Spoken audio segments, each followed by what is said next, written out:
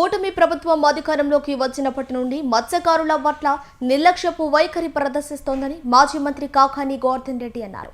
నెల్లూరు జిల్లా వైఎస్ఆర్ కాంగ్రెస్ పార్టీ కార్యాలయంలో ఆయన మీడియా సమావేశంలో మాట్లాడారు. ఈ సందర్భంగా ఆయన మాట్లాడుతూ గత కొద్ది రోజులుగా మత్స్యకారులకు అనేక అన్యాయాలు జరుగుతున్నాయని, కూటమి నాయకులు కలెక్టర్ కార్యాలయంలో సమావేశం నిర్వహించి మమా అనిపించి వెళ్లిపోయారని ఆరోపించారు. మత్స్యకారులు ప్రాణాలకు తెగించి తమిళనాడు, పుదుచ్చేరి బోట్లు పట్టిస్తే పోలీసులు 2 ఎఫ్ఐఆర్లు నమోదు చేసి ప్రభుత్వ ఆదేశాలతో మిన్నికుండిపోయారని తెలిపారు. మత్స్యకారుల పట్ల కూటమి నేతలకు చిత్తశుద్ధి లేదని అర్థమైందని పేర్కొన్నారు. అనేక సందర్భాల్లో మత్స్యకారులకు సంబంధించి కూటమి ప్రభుత్వం ఎటువంటి నిర్లక్ష్య వైఖరి ప్రదర్శిస్తుంది, ఏ విధంగా మత్స్యకారులకు సంబంధించి అనేక రకాలైనటువంటి అన్యాయాలకి పాల్పడింది అనేటువంటిది గత కొద్ది రోజులుగా మనం మాట్లాడుకుంటున్నాం. దాన్ని అధిగమించాలి అనేటువంటి ఆలోచనతో ఏదైనా మత్స్యకారులకు సంబంధించి జిల్లాలో సమస్యలు ఉన్నాయి, వాటిని ఏ విధంగా పరిష్కరించాలి అని చెప్పి ప్రభుత్వం ఆలోచన చేయడం అనేటువంటిది సాధారణమైనటువంటి విషయం.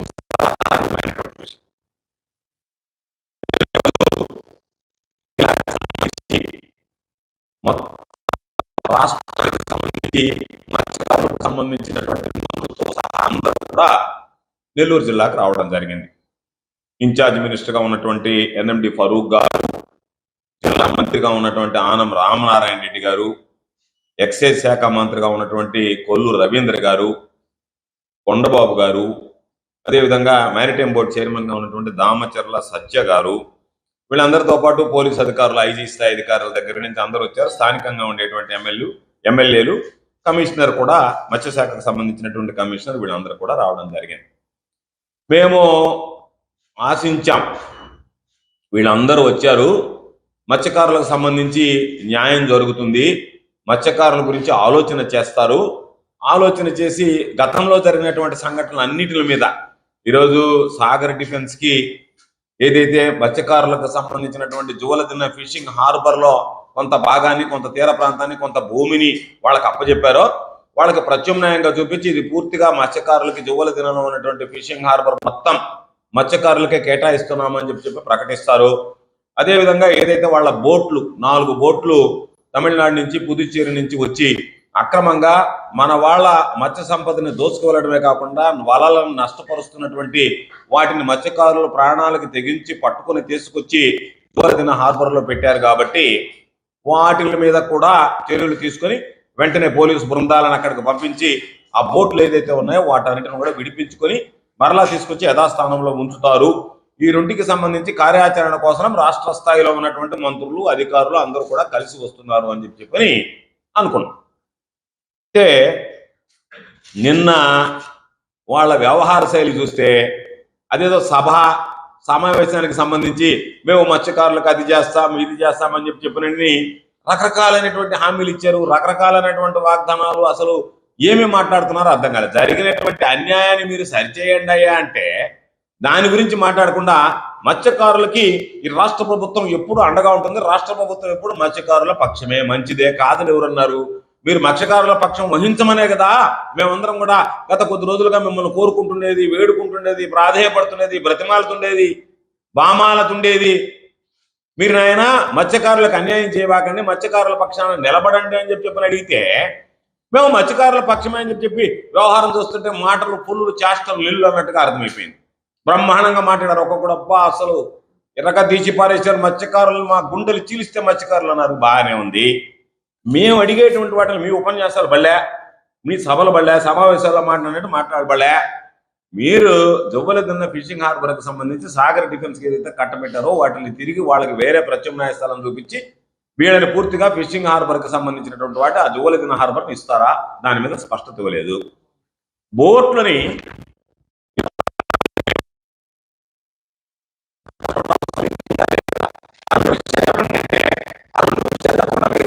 మాట్లాడుతున్నారు. మేము అడిగేది ఇది మా దగ్గర ఉన్నటువంటి ఆధారం. ఎఫ్ఐఆర్లు ప్రభుత్వం ఎఫ్ఐఆర్ కట్టింది. ఇదిగో విట్రకొండ పోలీస్ స్టేషన్లో ఇది ఒక ఎఫ్ఐఆర్. ఈ ఎఫ్ఐఆర్ నెంబర్ వచ్చి 88/2025 24/9/2025 నాడు కట్టినటువంటి ఎఫ్ఐఆర్ ఇది. ఇంకొక ఎఫ్ఐఆర్ కూడా ఉంది. ఏమని? కావలి రూరల్ పోలీస్ స్టేషన్లో 196/2025. దీని డేట్ వచ్చి 16/10/2025.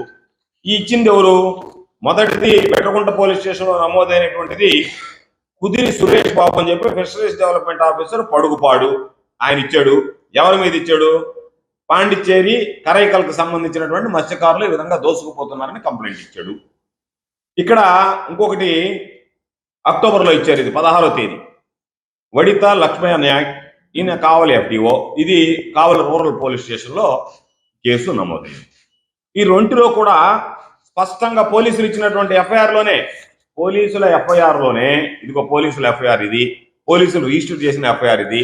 దీంట్లో బోట్ నెంబర్లు ఇండియా IND PY PKMM 1469 ఒకటి, IND PY PKMM 17721. 2 బోట్లు మాకు పట్టించి ఇచ్చారు, సీజ్ చేసి మాకు హ్యాండ్ ఓవర్ చేశారని చెప్పి పోలీసులు కావలి రూరల్ పోలీస్ స్టేషన్లో ఇచ్చినటువంటి చేసినటువంటి ఎఫ్ఐఆర్ ఇది. అదేవిధంగా బెట్టకుంట పోలీస్ స్టేషన్కి సంబంధించి సెప్టెంబర్ 24వ తేదీ చేసినటువంటి ఎఫ్ఐఆర్లో పోలీసుల ఎఫ్ఐఆర్లోనే ఇది పోలీసులు రిజిస్టర్ చేసినటువంటి ఎఫ్ఐఆర్ ఇది.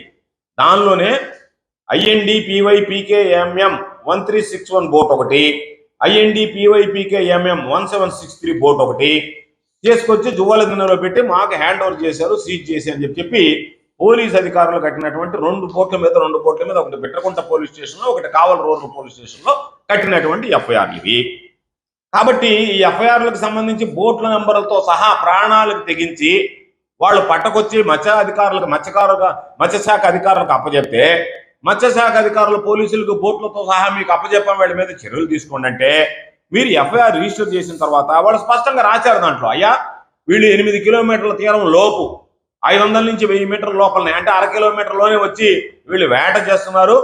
మన స్థానికంగా ఉండేటువంటి మత్స్యకారులు వెళ్ళి కట్టుకున్నటువంటి వలలను తెంపేసి వెళ్ళిపోతున్నారు, ఆర్థికంగా నష్టపరుస్తున్నారు, మత్స్య సంపదను కొల్లగొడుతున్నారు, బయట నుంచి కరైకల నుంచి అదేవిధంగా పాండిచేరి నుంచి ఈ విధంగా దోచుకుపోతున్నారు అని చెప్పి చెప్పడం జరిగింది. అయితే ఈ పోలీస్ ఆధీనంలో ఉన్నటువంటి బోట్లు, పోలీసులు ఎఫ్ఐఆర్ కట్టినటువంటి బోట్లు, ఇది దొంగతనంగా తరలించుకుని వెళ్ళిపోయారు. అంటే పోలీస్ స్టేషన్లో ఉన్నటువంటి ఆస్తి చోరీకి గురైంది. పోలీసుల ఆధీనంలో ఉన్నటువంటి బోట్లు చోరీకి గురయ్యాయి. దీనికి బాధ్యత ప్రభుత్వం వహించాలన్నా, పోలీసులు వహించాలన్నా,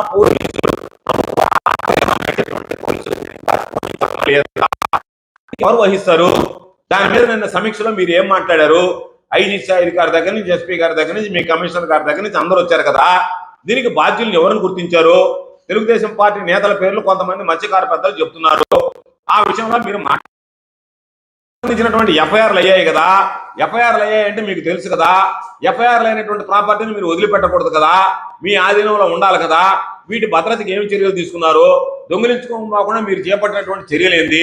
ఎవరు ఉదాసీనంగా వ్యవహరించడం వల్ల, ఎవరు దీనిలో వాళ్ళకి ఆ పొరుగు రాష్ట్రంలో ఉన్నటువంటి తమిళనాడు, పుదుచ్చేరి మత్స్యకారులకు అనుకూలంగా వ్యవహరించడం వల్ల ఈరోజు బోట్లు దొంగిలించుకుపోయారు.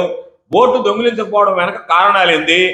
కాబట్టి మేము ఏదైతే గతంలో కూటమి పాలకులు, కూటమి ప్రభుత్వం దీనిలో భాగస్వామ్యం ఉంది, చంద్రబాబు నాయుడు గారు, లోకేష్ వీళ్ళందరితో కలిసి మాట్లాడుకుని చేశారు. లేకపోతే ఇంత సీరియస్ ఇష్యూ మీద అక్కడ సంబంధిత అధికారుల మీద మీరు చర్యలు తీసుకోలేదు అని అంటే దాన్ని బట్టి అర్థమైపోతుంది. పోలీసు ఆధీనంలో ఉన్నటువంటి బోట్లను దొంగలించారు అని అంటే వాటిని తిరిగి తెప్పించేటువంటి విధానం ఏదన్నా ఉందా? మేము అనుకున్నాం పోలీసుల ఆధీనంలో ఉన్నటువంటి బోట్లను దొంగలించారు కాబట్టి సంబంధిత అధికారుల మీద చర్యలు తీసుకుంటారు. దీని వెనక ఎవరైతే కుట్ర పన్నారో వాళ్ళు పాపం మత్స్యకార పెద్దలు చెప్తున్నారు, కొందరు పేర్లు చెప్తున్నారు, వాళ్ళ మీద విచారణ చేపడతారు. ఎందుకంటే వాళ్ళు చెప్పారు, డబ్బులు చెప్పారు, ఫోన్ నెంబర్లు చెప్పారు, CDR కాల్ డేటా తీసినా లేదా వాళ్ళ బ్యాంకు లావాదేవీల్లో ఎవరి అకౌంట్ నుంచి ఎక్కడికి బదిలీ అయింది అనేటువంటిది చూసినా. ఎందుకంటే ఆ మత్స్యకారులు చెప్పేటువంటి దాని ప్రకారం ఎవరైతే సంబంధిత దీంట్లో మీరు నిందితులుగా భావిస్తున్నారో మత్స్యకారులకు సంబంధించి కొంతమంది మత్స్యకార పెద్దలను ఏదో లోపరుచుకొని చేసేమంటున్నారో ఎవరైనా సరే వాళ్ళ అకౌంట్లోకి ఎంతెంత డబ్బులు ఎవరెవరి దగ్గర నుంచి వచ్చాయనేటువంటిది చూస్తే దీని వెనక ఉన్నటువంటి కుట్ర కూడా బయటపడుతుంది. తరలించుకుపోయేటువంటి దాంట్లో పోలీసు పేర్లు చెప్తున్నారు, వాళ్ళు కావాల్సి దగ్గర నుంచి DSPని అందరు కలిసి చేశారని చెప్తున్నారు. వాళ్ళ మీద మీరు ఎటువంటి చర్యలు తీసుకోవడం లేదంటేనే ప్రభుత్వ పెద్దల ప్రోద్బలంతోనే పోలీసు అధికారులు వ్యవహరించారు. కాబట్టి పోలీసు అధికారుల మీద మీరు చర్యలు తీసుకోవడం లేదు. మీ ఆదేశాలతోనే మీ పార్టీకి, తెలుగుదేశం పార్టీకి సంబంధించినటువంటి నాయకులు వ్యవహరించారు కాబట్టి వాళ్ళ జోలికి మీరు పోవాల్సినటువంటి పని లేదని అనుకుంటున్నారు. కాబట్టి దీనిని బోట్లు దొంగలించకపోయినటువంటి పోలీసు అధికారులను వదిలేశారు, దాని వెనక ఉన్నటువంటి తెలుగుదేశం పార్టీ నేతలను వదిలేశారు. ఈ ఇష్యూ పెద్దదవుతుంది కాబట్టి మత్స్యకార గ్రామాలు ఈ ప్రభుత్వం మీద రగిలిపోతున్నాయి కాబట్టి వాళ్ళ కోపం మీద ఏదో ఒక విధంగా నీళ్లు చిలకరించి వాళ్ళని ఏదో ఒక విధంగా ప్రశాంతపరచాలా, అంతే తప్ప వాళ్ళ పోయినటువంటి వాళ్ళ బోట్లను తిరిగి తెచ్చేయాలా అనేటువంటి ఆలోచన లేకపోవడం అనేటువంటిది అత్యంత దుర్మార్గం, దురదృష్టకరం. కాబట్టి మేము స్పష్టంగా చెప్పేది, ఇదంతా ఎట్టుందంటే నిన్న పాపం ఈ మంత్రులు వీళ్ళందరి వ్యవహారం చూస్తే దొంగలు వచ్చి దోసుకుపోతుంటే ఇంట్లో ముసుగేసుకొని పడుకొని నిద్రపోయి తెల్లవారి నిద్రలేసి రే ఈసారి రమ్మని వాడు అంత తేల్చేస్తాను అందరు ఉండండి రా ఇంటి పక్కన అన్నాడంట. ఒరే నీ కళ్ళ ముందు మీ ఇంట్లో ఉండే వస్తువు దోసుకుపోతుంటే ఏంద్రా అబ్బాయి నువ్వు కలిపి అనకుండా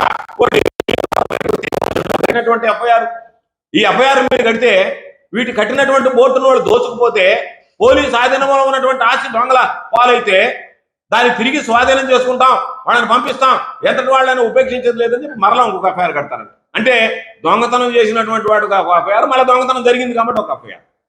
ఎంత సిగ్గుమాలినటువంటి ప్రభుత్వం ఇది. నవ్వుకుంటారేమో మనల్ని చూసి, మన చేష్ట గురించి ఆలోచన చేయకుండా అసలు మీరు నిన్న ఎందుకు వచ్చారో ఎందుకు పోయారో తెలియలే.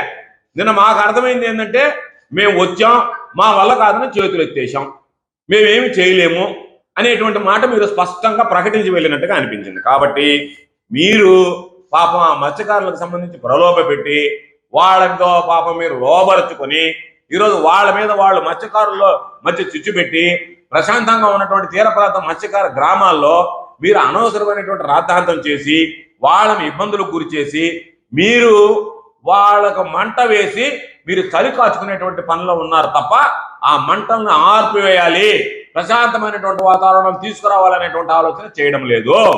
కాబట్టి ఓట్ల విషయంలో మేము మరలా చెప్పేది, వైఎస్ఆర్ కాంగ్రెస్ పార్టీ మత్స్యకారులతో నిలబడి మత్స్యకారుల ఆలోచన ఏదైతే ఉందో, వాళ్ళు ఏదైతే కోరుకుంటున్నారో, జువ్వలదన్న ఫిషింగ్ హార్బర్ నుంచి బోట్లు ఏదైతే అపహరణకు గురయ్యాయో దాని వెనక పోలీసుల హస్తం, తెలుగుదేశం పార్టీ నేతల హస్తం ఉంది అని చెప్పి అనుమానిస్తున్నారు, వాస్తవాలు కూడా.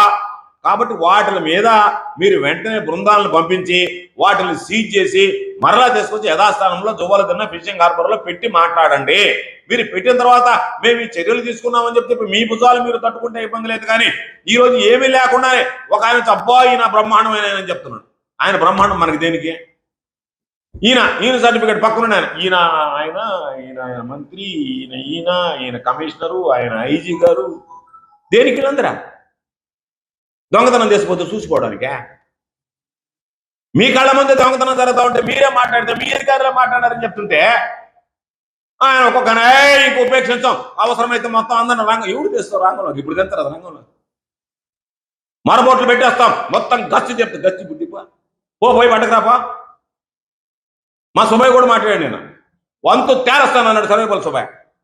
ఇప్పుడు తెలిసిన ఆయన పో నువ్వైతే సమర్థుడు, నువ్వైతే పోగలవు, నిలబడగలవు, బెదిరించగలవు, ఆదరించగలవు, కొట్టి తీసుకురాగలవు, అందరితో పాటు నువ్వు పాపం ఎక్కువగా మాట్లాడి నేను స్క్రోలింగ్ అంటే పెట్టాడు, మిగతా వాళ్ళు ఊరు పెట్టిన మంత్రులు పలాయన చెతికించారు కానీ నేను స్క్రోలింగ్ పాయింట్స్ అని పెట్టాడు. నేను అంటూ తేల్చేస్తాను, ఒక్కొక్కరిని అనుకుంటున్నారు కావాలి నాతో పెట్టుకోబాకండి.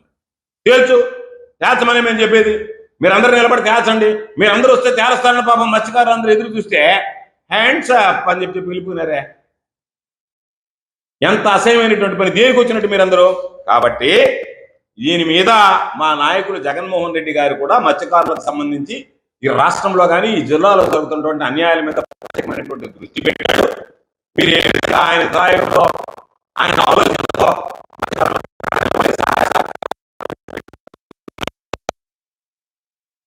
మీరు ప్రైవేటైజేషన్ చేయడం మీద ఆయన ఇప్పటికే ఆయన యొక్క వ్యతిరేకతను, ఆయన నిరసనను కూడా తెలియజేయడం జరిగింది. మాకు కూడా దీని మీద మీరు వైఎస్ఆర్ కాంగ్రెస్ పార్టీ శ్రేణులు అందరూ కూడా మత్స్యకారులతో కలిసి పోరాడండి అని చెప్పాడు. అందులో భాగంగా మేము జోల దినకపోయాం, అనేక కష్టాలు పడ్డాం, మమ్మల్ని పోలీసులు అడ్డుకున్నారు, అనేక రకాలైనటువంటి ఇబ్బందులు పెట్టినా వెళ్ళి చూసి వచ్చాం. ఆ తర్వాత బోట్ల సంగతి వచ్చింది. బోట్ల విషయంలో కూడా మా నాయకులు జగన్మోహన్ రెడ్డి గారు ఆరా తీసి అన్ని విధాలా మీరు మత్స్యకారులకు అండగా ఉండండి అని చెప్పి చెప్పడం జరిగింది. వీలైతే జగన్మోహన్ రెడ్డి గారు కూడా స్వయంగా వచ్చి ఆ ప్రాంతంలో జరుగుతున్నటువంటి మత్స్యకారులు జరుగుతున్నటువంటి అన్యాయాలని మత్స్యకారు నాయకులు, మత్స్యకారులు అందరితో కలిసి మాట్లాడాలనేటువంటి ఆలోచన చేస్తున్నాడు. త్వరలోనే వీలైతే జగన్మోహన్ రెడ్డి గారు నెల్లూరు కూడా వచ్చి మత్స్యకారులకు సంబంధించి వాళ్ళకి జరిగినటువంటి అన్యాయాలు తెలుసుకోవడం, వాళ్ళకి అండగా నిలబడడం, ఆ తర్వాత వాళ్ళకు ఒక భరోసా కల్పించాలనేటువంటి ఆలోచన కూడా చేస్తున్నాడు. కాబట్టి వైఎస్ఆర్ కాంగ్రెస్ పార్టీ జగన్మోహన్ రెడ్డి గారి నాయకత్వంలో మత్స్యకారుల సమస్యల పట్ల ఖచ్చితంగా పోరాడతాం, మత్స్యకారు కుటుంబాలకు అండగా నిలుస్తాం.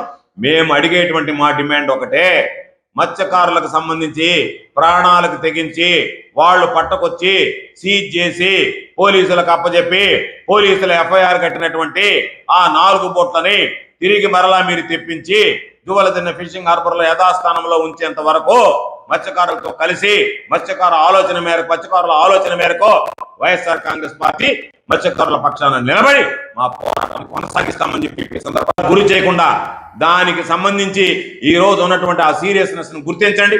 మత్స్యకారులో ఉన్నటువంటి ఆవేశాన్ని అర్థం చేసుకోండి. మత్స్యకార గ్రామాల్లో చుచ్చిపెట్టకండి.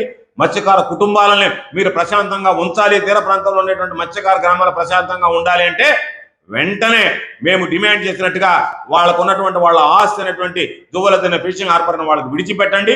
మీరు ఏదన్నా ఉంటే మీ డిఫెన్స్ కార్యకలాపాలకి ప్రత్యేకంగా మరొక ప్రాంతాన్ని కేటాయించి అక్కడ అభివృద్ధి చేయండి తప్ప వీళ్ళకి దయచేసి వీళ్ళ మత్స్యకారులకు కేటాయించినటువంటి జగన్మోహన్ రెడ్డి గారు ఆస్తిగా హక్కుగా ఇచ్చినటువంటి దువ్వలదిన్నె ఫిషింగ్ హార్బర్ లో మీరు జోక్యం చేసుకోకండి. మీరు ప్రైవేటైజేషన్ కార్యకలాపాలను వాటిని ఆపండి అని చెప్పి డిమాండ్ చేస్తూ మత్స్యకారులకు సంబంధించినటువంటి 4 బోట్ల మీద ప్రత్యేక బృందాలను పంపించి వాటిని సీజ్ చేయించి వెంటనే ఏదైతే ఇక్కడ ఉన్నటువంటి ఆస్తిని ఇతర రాష్ట్రాలకు తరలించుకు వెళ్ళిపోతే అక్కడికి వెళ్ళి మన వాళ్ళు దొంగలను పట్టుకుని తీసుకొచ్చి ఈరోజు నేరస్తులుగా వాళ్ళని ఈరోజు న్యాయస్థానం ముందు నిలబెట్టి శిక్ష వేయిస్తారు. అదే విధంగా మీరు బృందాలుగా వెళ్ళి అయ్యా మా ఆధీనంలో ఉన్నటువంటి బోట్లను మీరు తీసుకెళ్లారు కాబట్టి వెంటనే వాటిని తీసుకొచ్చి చేయండి అని చెప్తే అప్పుడు మీరు మత్స్యకారులకు అండగా నిలిచారు. మత్స్యకారుల పక్షం అనేటువంటిది ప్రజలు నమ్ముతారు, మత్స్యకారులు నమ్ముతారు తప్ప మీరు సన్నాయి నొక్కులు నొక్కి దాన్ని వదిలేస్తే మాత్రం మత్స్యకారు కుటుంబాలు మిమ్మల్ని నమ్మం. కాబట్టి ఖచ్చితంగా వైఎస్ఆర్ కాంగ్రెస్ పార్టీ పక్షాన మేము ఈ ప్రభుత్వాన్ని, చంద్రబాబు నాయుడిని, లోకేష్ ని, కొల్లు రవీంద్రని, ఇతర నాయకులందరూ ఇవన్నీ వద్దు, మేము దువ్వలదిన్నె ఫిషింగ్ హార్బర్ ప్రైవేటీకరణను అడ్డుకుంటాం. అదే విధంగా మత్స్యకారులకు సంబంధించినటువంటి 4 బోట్లు తిరిగి యథాస్థానంలో పెట్టేంత వరకు మత్స్యకారులతో కలిసి వైఎస్ఆర్ కాంగ్రెస్ పార్టీ పోరాటం చేస్తుందని చెప్పి తెలియజేస్తూ ఇప్పటికైనా ప్రభుత్వం స్పందించి 2 విషయాల్లో కూడా మేము ప్రైవేటీకరణ చేయటం లేదనేటువంటి ఒక హామీ, దానితో పాటు ఆ బోట్లను తీసుకొచ్చి యథాస్థానంలో ఉండేటువంటి విధంగా చర్యలు చేపట్టాలని డిమాండ్ చేస్తాం.